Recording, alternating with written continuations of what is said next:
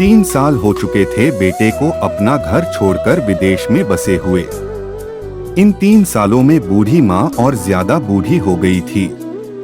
75 वर्ष की उम्र में सुलोचना देवी की याददाश्त काफी कमजोर होती जा रही थी।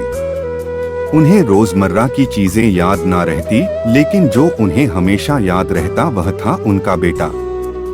दिन हो या रात, एक पल भी ऐसा ना होता जब उन्हें अपने बेटे की याद ना आती।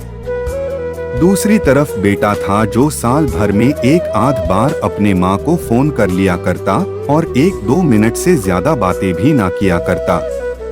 फिर भी यह बूढ़ी माँ टकटकी लगाए अपने बेटे का इंतजार करती रहती। एक दिन बेटे का विदेश से फोन आया। हेलो हेलो, सुन रही हो ना माँ? अनिल बोल रहा हूँ, तुम्हारा बेटा। कैसी हो माँ? मैं ठीक हूँ बेटा, तुम बहू और मेरा पोता कैसा है? माँ ने पूछा। सब अच्छे हैं माँ। मैं अगले हफ्ते गाँव आ रहा हूँ माँ, तुम्हें लेने। अब हम सब साथ में ही लंदन में रहेंगे माँ। तुम्हारी बहू कह रही थी माँ को यहाँ पर लेकर आओ, बेचारी अकेली वहाँ परेशान होती होगी, बेटे ने कहा। माँ की बूढ़ी सूखी आंखें आंसुओं से भीग गई। उसके कमजोर शरीर के नस नस में खुशी की लहर दौड़ गई। बेटे और बहू का अपने प्रति प्रेम देखकर माँ का मन खुशी से भर आया। बेटे ने आगे कहा, माँ तैयार रहना माँ, मुझे ज्यादा दिन छुट्टियां नहीं हैं। जिससे जितने पैसे लेने हैं लेकर रखना, तब तक मैं प्रॉपर्टी डीलर से बात कर लेता हूँ। घर के लिए माँ ने पूछा। हाँ माँ, गांव का घर हमें बेच देना पड़ेगा। अब हम साथ में ही रहने वाले हैं तो वहाँ पर घर रखने का कोई मतलब नहीं है माँ, बेटे ने कहा। बुढ़ापे की वजह से ठीक से चलने में असक्षम माँ ने पूरे मोहल्ले में घूम घूम कर अपनी इस खुशखबरी को सबको सुनाया। सभी को खुशी हुई, सबको लगा माजी के आखिरी दिन अपने परिवार के साथ खुशी से बीत जाएंगे। घर वापस आकर माँ ने अपने घर के कोने कोने को ऐसे देखा जैसे वह अपने दूसरे बेटे को देख रही हो। देखे भी क्यों ना, उस घर को अपने बेटे से कम थोड़ी समझा था। अपने पति के साथ 40 साल यही तो बिताए थे, लेकिन अब मजबूर थी बुढ़ापे के आखिरी साल बेटे और बहू के साथ बिताना चाहती थी। दिल पर पत्थर रखकर घर बेचने के लिए माँ तैयार हो गई। आनन फानन में बेटे ने घर को आधे दामों पर बेच दिया।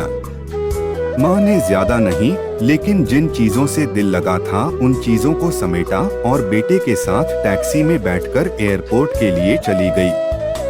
एयरपोर्ट पर आकर बेटे ने माँ से कहा, माँ तुम यहाँ बेंच पर बैठो, मैं सामान और बोर्डिंग पास की जांच करा कर आता हूँ। वहाँ वक्त लगता है और खड़ा रहना पड़ता है, तुम्हें तकलीफ होगी। तुम यही आराम करो। मैं यूँ गया और यूँ आया। माँ बेंच पर बैठ गई और बेटा अंदर चला गया। काफी समय हो गया, बेटा वापस नहीं लौटा। माँ सोचने लगी ज्यादा भीड़ होगी इसलिए देर लग रही होगी।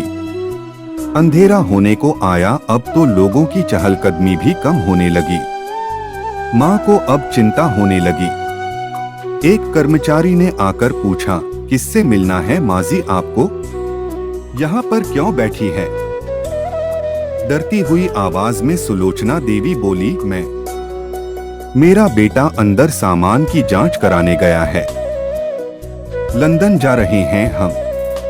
क्या नाम है माँ जी आपके बेटे का? कर्मचारी ने पूछा। अनिल नाम है मेरे बेटे का, सुलोचना देवी ने बताया। कर्मचारी अंदर गया और थोड़ी देर बाद बाहर लौटा। उसने सुलोचना देवी से कहा, माजी लंदन जाने वाली फ्लाइट तो दोपहर में ही जा चुकी है और आपका बेटा भी उस फ्लाइट में बैठकर लंदन जा चुका है। अब आपके यहाँ बैठने का कोई मतलब नहीं है। आप भी अपने घर चली जाइए। क्या जा चुका है? और मैं घर जाऊं? घर? माँ की आंखों से आंसुओं के सैलाब उठने लगे। जैसे तैसे माँ घर पहुंची जो अब उसका था ही नहीं, बिक चुका था। वो वही बरामदे में तुलसी के पास सो गई। घर के नए मालिक को उस पर दया आई तो एक कमरा किराए से उसको दे दिया। पेंशन के पैसों से खाना और किराए का बंदोबस्त हो जाता था। दिन बीतने लगे। कुछ दिनों बाद घर के नए मालिक ने सुलोचना देवी से कहा, माँ जी, आप अपने रिश्तेदारों के यहाँ पर जाकर क्यों नहीं रहती हैं? इस उम्र में आपके लिए वही अच्छा होगा। अच्छा तो होगा, लेकिन अगर मेरा बेटा वापस आया तो उसका ख्याल कौन रखेगा? मेरा बेटा बहुत भोला है, उसे अपना ख्याल रखना बिल्कुल नहीं आता। मैं कहीं नहीं जाऊंगी, क्या पता कब उसे मेरी जरूरत पड़ जाए, माँ ने कहा। दोस्तों, सच बता रहा हूँ, माँ की ऐसी बातें सुनकर मेरी आंखों में आंसू आ गए।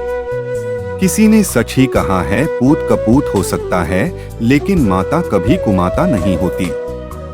दोस्तों, आप सभी से हाथ जोड़कर विनती करता हूँ, अपने माता पिता की जितनी हो सके सेवा करना। उनके साथ कभी बुरा बर्ताव मत करना।